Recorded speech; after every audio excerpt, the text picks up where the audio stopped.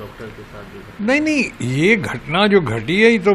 सही मायने में बहुत जघन्य है, बहुत ही दर्दनाक घटना है। ये तो जो दोषी हैं उनको, जैसा ममता जी ने कहा है कि पकड़ के उनको सख्त से सख्त सज़ा तक, उस अंजाम तक ले जाना है। ये डिटेरेंट नहीं होना चाहिए, कभी नहीं होना चाहिए, किसी कीमत पर नहीं होनी चाहिए। और इस तरह से हुआ है, ये सारे आप मेडिकल प्रोफेशंस को, सारे लोगों को आप एक डर का माहौल उनके सामने पेश कर देते हैं अगर ऐसा होता है तो, जो हुआ है पूरे देश में। लेकिन एक साथ साथ ये भी कहना चाहूँगा, एक तरफ इंक्वायरी चल रही है और हमें लगता है कि ये मैटर इसके लॉजिकल कंक्लूजन तक आ जाएगा अभी शनिवार रविवार तक। और जैसा ममता जी ने कहा है, जो देश की सर्वाधिक लोकप्रिय, कद्दावर, मैच्योर्ड और पॉपुलर लीडर हैं, उन्होंने कहा है कि अगर नहीं हुआ तो हम इसको सीबीआई में भी देने को तैयार हैं, हमें कोई आपत्ति नहीं है। लेकिन इसके साथ जुड़ा हुआ एक और कहना चाहता हूँ, भले ही बहुत जघन्य है, बहुत ही दर्दनाक घटना घटी है और हमें उनके परिवार के साथ, उन लोगों के,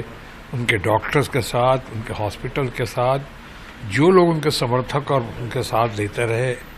हम उनके साथ बहुत संवेदना और अपनी सहानुभूति और प्रार्थना अर्पित करते हैं। ये जो जघन्य है, लेकिन साथ में ये भी कहना चाहूँगा कि ये मेडिकल प्रोफेशन अभी भी चंद प्रोफेशन में है जिसको अभी बहुत लोग नोबल प्रोफेशन मानते हैं। अभी घटना जो घटी, भले कितनी जघन्य हो, दिल्ली में नहीं घटी है, वो घटी है कलकत्ता में। और सारे डॉक्टर्स का इस तरह से सड़क पे आ जाना, बहुत सारे डॉक्टर्स का,